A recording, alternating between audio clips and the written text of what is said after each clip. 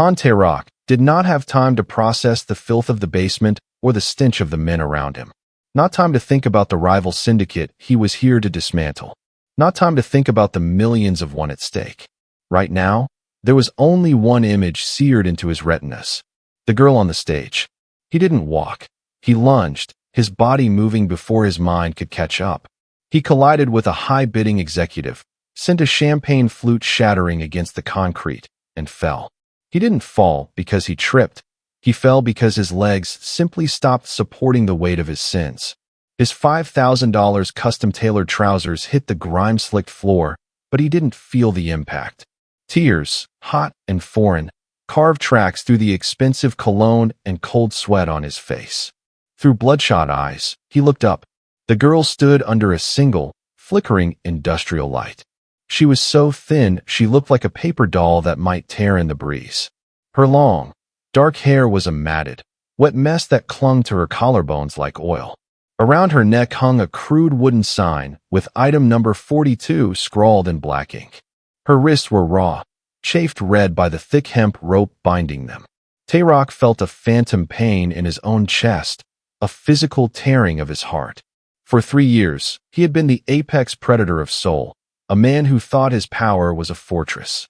But under that cold, buzzing fluorescent light, he saw the truth. She wasn't just a victim, she was a ghost. Her lips were parted, her eyes vacant, looking not with fear, but with the hollow resignation of someone who had already died 1,000 times while waiting for a father who never came. Behind him, his men stood in a silent, frozen arc. Their boss, the Ice King of the underworld, was kneeling in the dirt, one hand clutching his chest as if trying to hold his soul inside his body. For the first time in his life, Tae-Rok truly looked at the industry he had allowed to breathe. He had seen these auctions before. He had looked at the balance sheets of men who dealt in human flesh and called it business.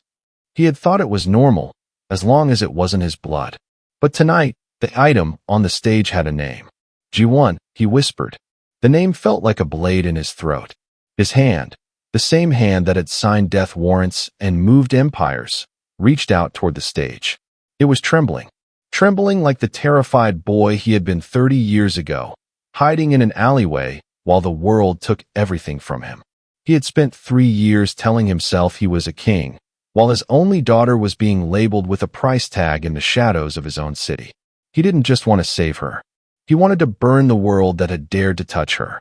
The silence that followed Tae-Rok's collapse was not one of respect, but of predatory confusion. The wealthy bidders in the front rows leaned forward, their eyes darting between the broken girl on the stage and the powerful man kneeling in the dirt. One of the auctioneers, a man in a silk vest who had long ago traded his soul for commission, stepped toward the microphone. He didn't see a father. He saw a disruption to the evening's profit.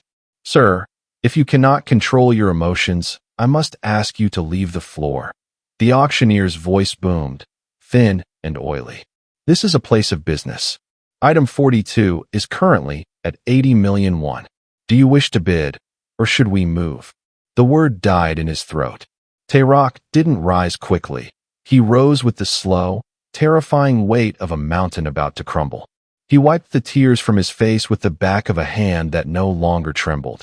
When he stood at his full height, the Ice King had returned, but his eyes were burning with a cold, nuclear fire. He didn't look at the auctioneer. He looked behind him, at the shadow-drenched corners of the room where his personal guard waited. He raised a single finger and made a sharp, horizontal cutting motion.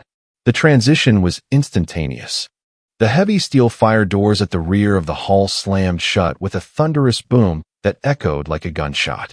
The rhythmic clack-clack-clack of assault rifles being unholstered filled the air as 20 men in charcoal gray suits moved with surgical precision.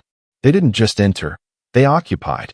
They flowed past the panicked socialites, kicking chairs aside and forming a lethal perimeter around the stage. Who was in charge?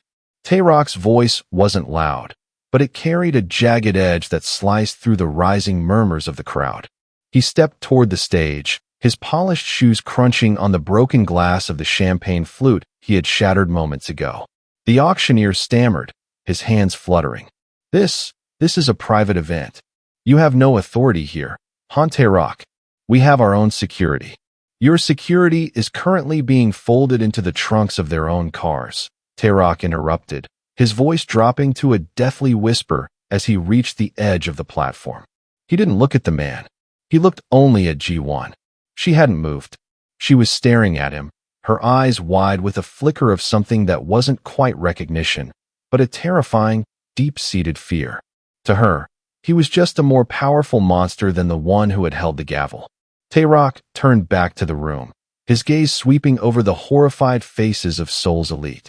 This auction is over, he declared, the authority in his tone so absolute it felt like a physical weight. No one leaves. If a single person moves toward an exit before I have what I came for, consider your life forfeit. This is no longer a business transaction. This is a massacre in waiting. Tae-Rok stepped onto the wooden stage, the boards groaning under his weight like the ghosts of the 1,000 girls who had stood there before. The auctioneer scrambled backward, nearly tripping over his own gavel, but Tae-Rok didn't even glance at him. His world had narrowed down to the small, shivering figure centered in the spotlight. Up close, the reality was even more brutal. The smell of copper and unwashed skin filled his nostrils, and the crude wooden sign around her neck rose and fell with her shallow, terrified breaths. Ji-won, he whispered, his voice cracking as he reached out a hand. Ji-won, it's me. It's Appa. He expected a scream. He expected her to collapse into his arms or cry out in relief.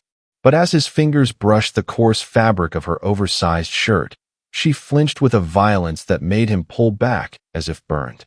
She didn't look at his face. She looked at his hand, at the expensive watch, the gold signet ring, the manicured nails of a man who lived in a world of comfort while she lived in a cage. When she finally lifted her gaze, Tae-Rok's heart didn't just break, it withered.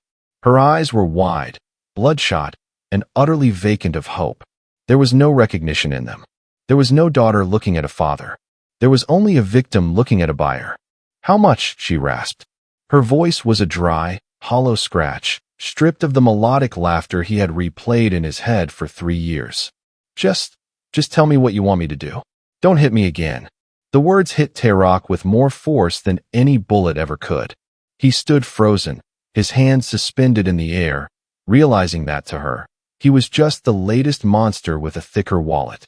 He was the man who had just bought the room, which meant he was the man who now owned her.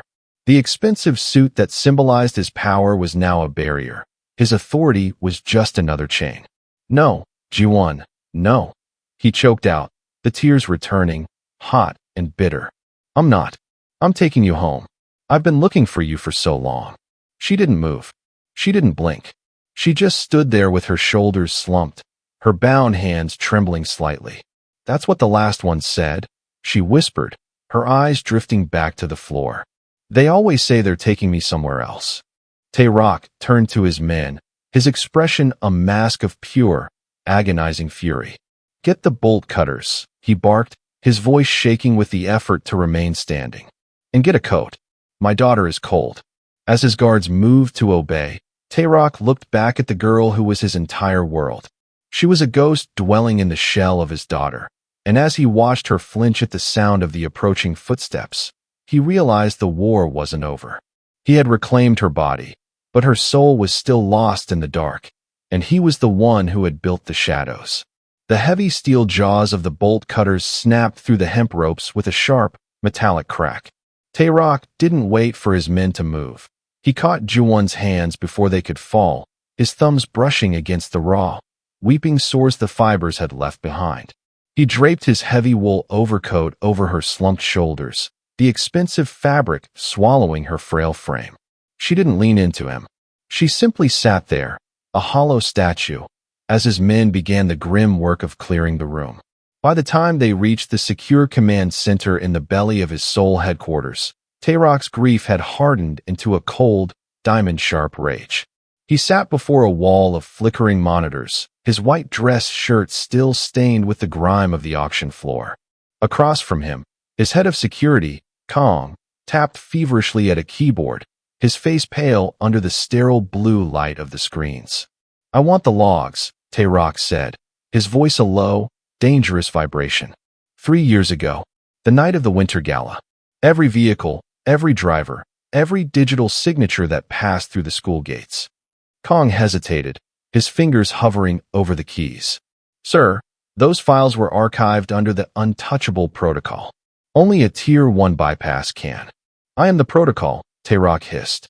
The screen flickered, scrolling through thousands of lines of encrypted data. They traced the digital breadcrumbs of a ghost.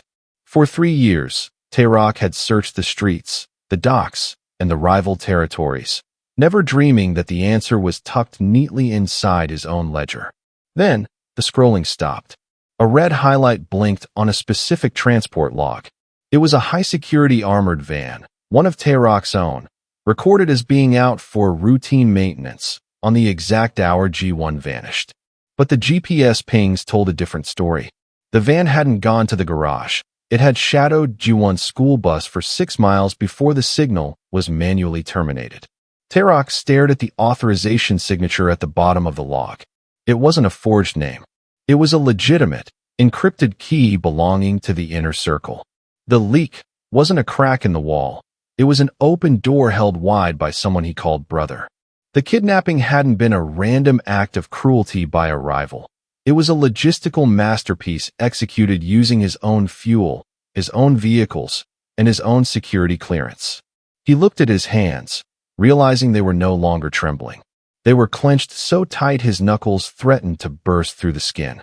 He had built a fortress to keep the world out, only to realize he had locked his daughter's kidnappers inside with him. Trace the authorization terminal, Tae-Rok commanded, his eyes fixed on the blinking red light. I want to know exactly which office this command was sent from. As Kong worked, Tae-Rok realized the war wouldn't be fought on the docks or in the streets. It was starting here, in the heart of his own empire, where the paper trail led directly to the throne. The rhythmic clicking of the server fans faded into the background as the hum of a distant storm began to rattle the windows of the command center. For Tae-Rok, the sound of the rain was a trigger, a sensory key that unlocked the vault of his most haunted memories. He closed his eyes, and suddenly, he wasn't in a high-tech fortress.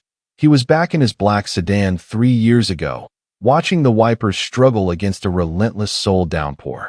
It had been a Tuesday. Ji-won had called him 3 times that afternoon, her voice bright and hopeful through the static. Appa, the bus is canceled because of the flooding. Can you come?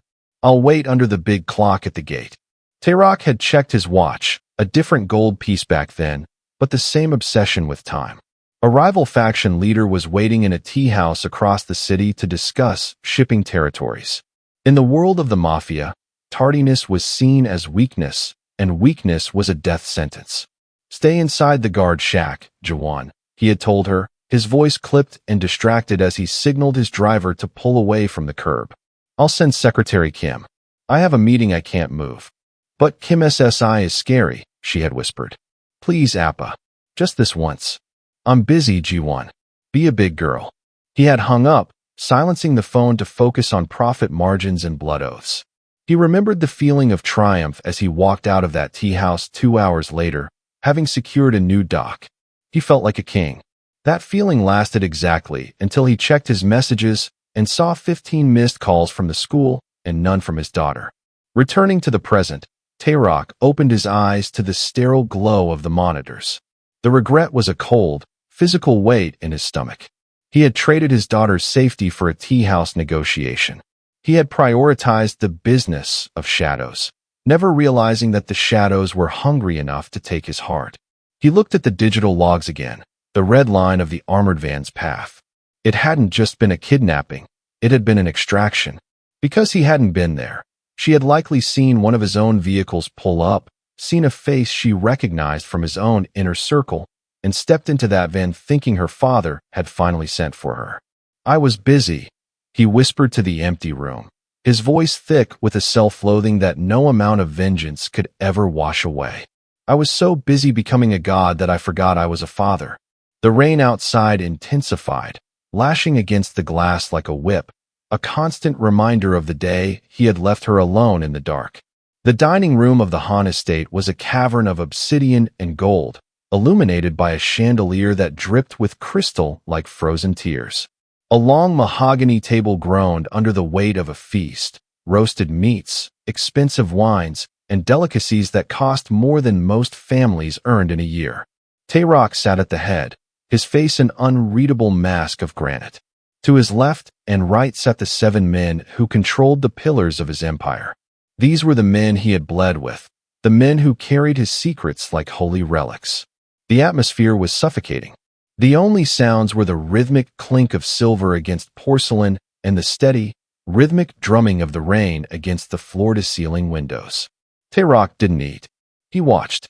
He studied the way Minho gripped his wine glass too tightly, the way Dong-wook's eyes darted toward the door every time a servant entered, and the way his second-in-command, Choi, sat with a composure that felt entirely too manufactured.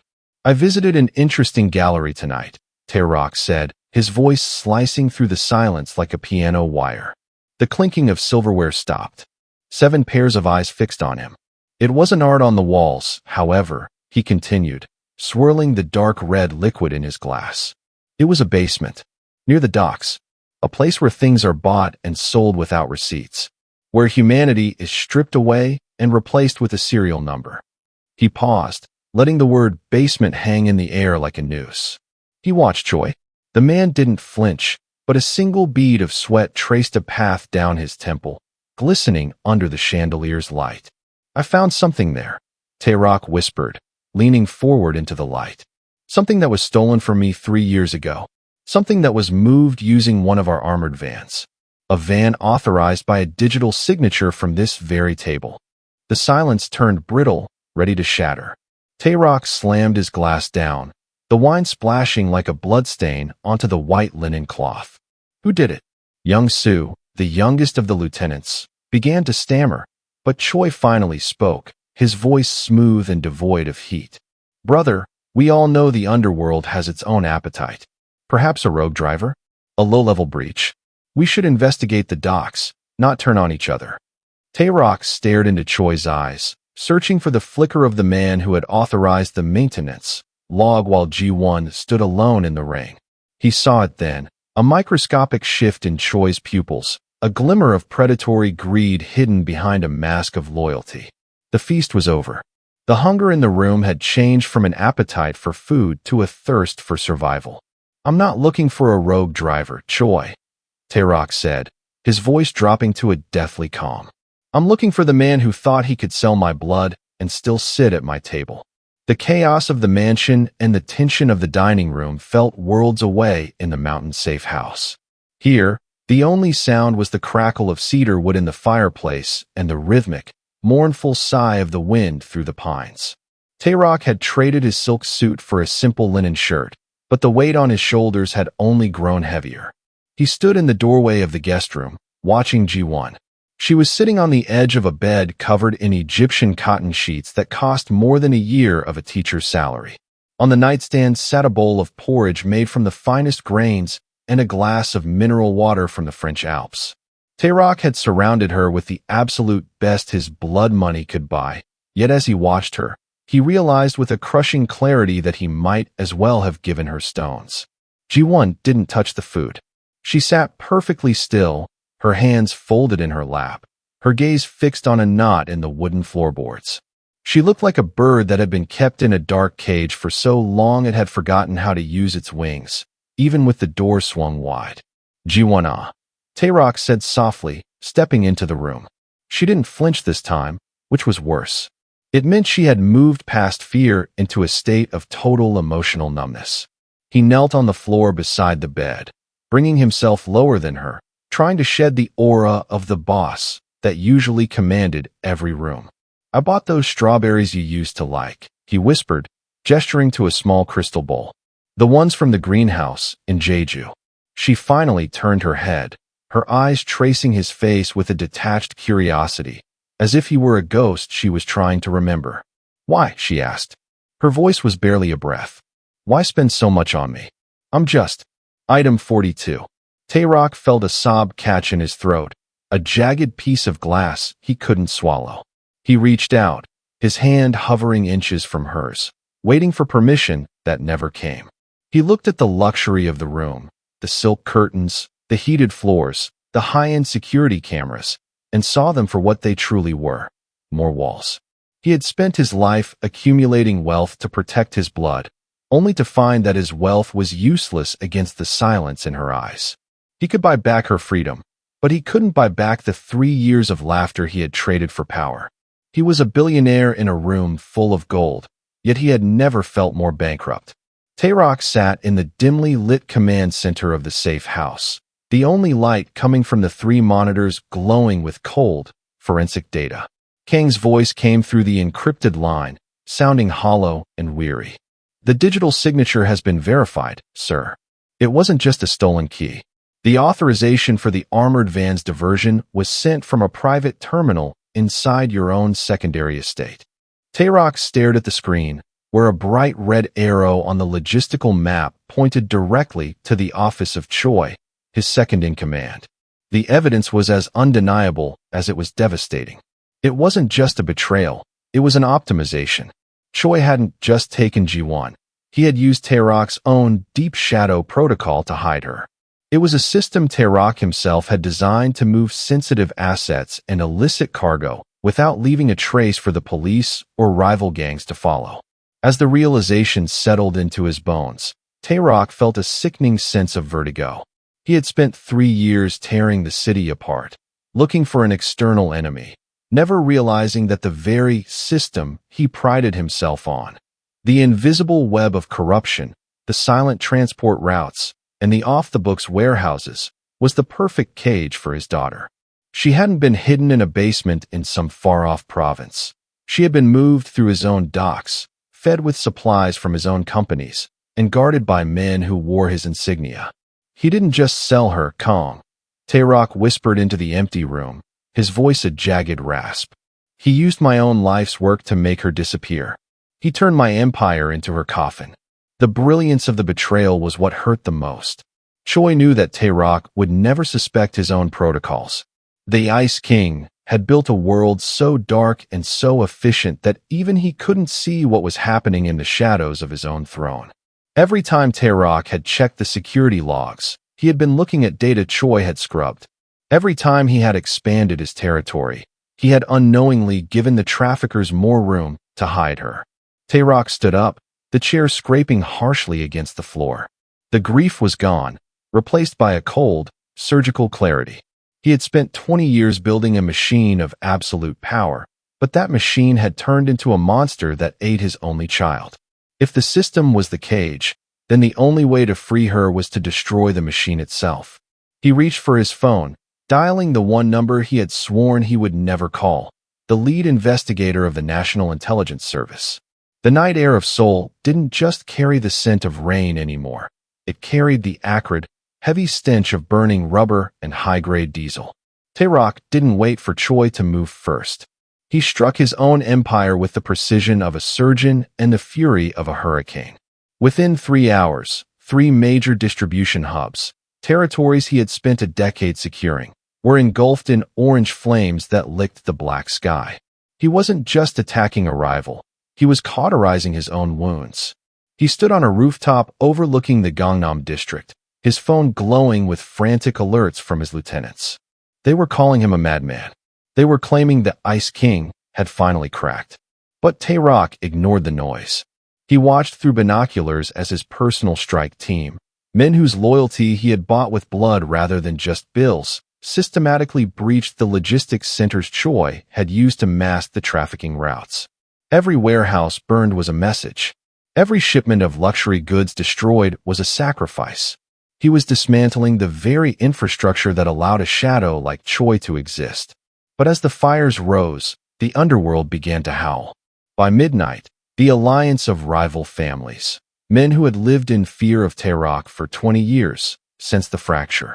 They didn't see a father saving his daughter. They saw an apex predator tearing out its own throat. The retaliation was swift and brutal. The streets of Seoul became a war zone where the lines between Mafia and trafficker blurred. Tae-Rok's own men were being gunned down by their former brothers. Choi had vanished into the network he helped build, leaving behind a city that was literally on fire.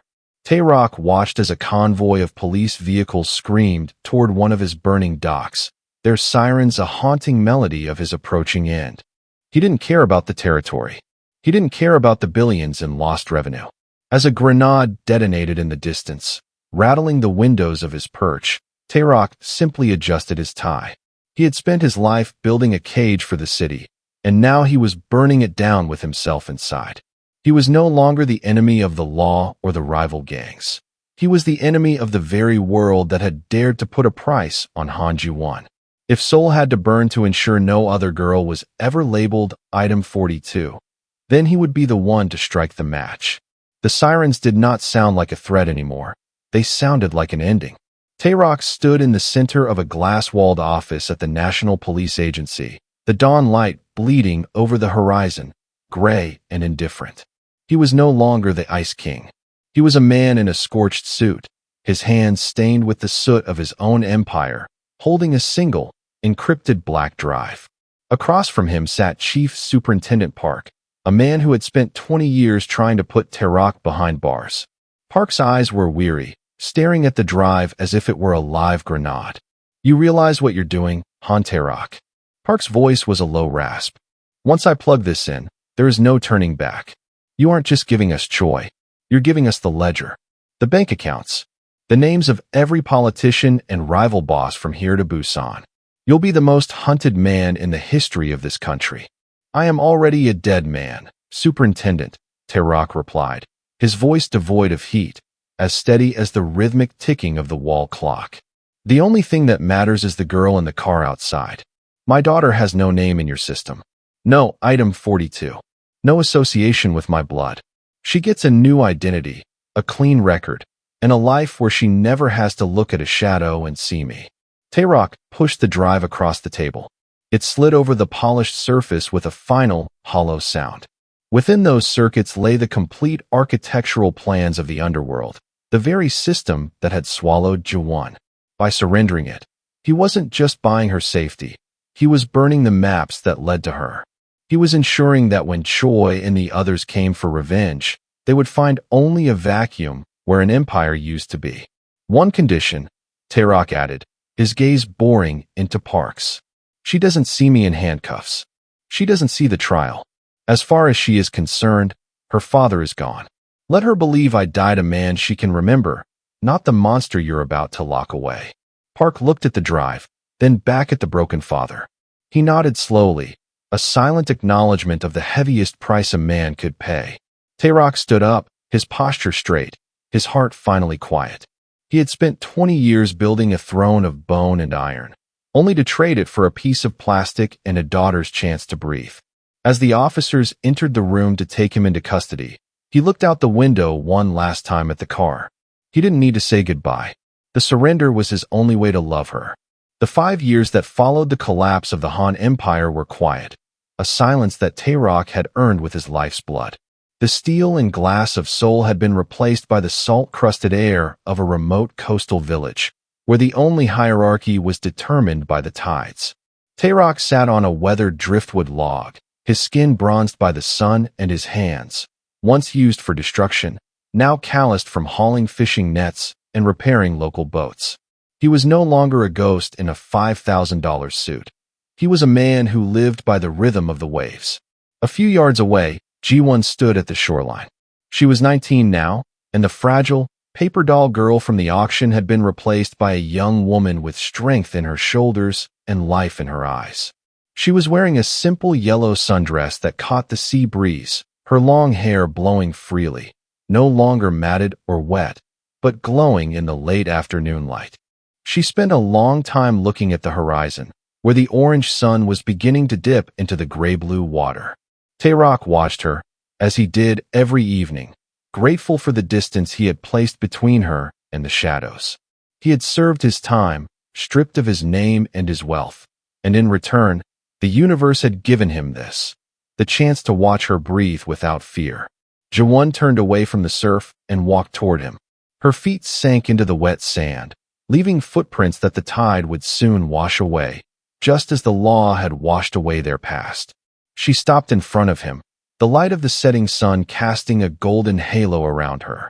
For a moment, she just looked at him, and Tae-Rok saw the 3 years of darkness and the 5 years of healing all settle into a single, peaceful expression.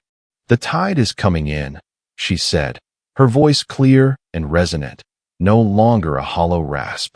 She reached out and took his hand, the hand that had once trembled at her sight, and squeezed it.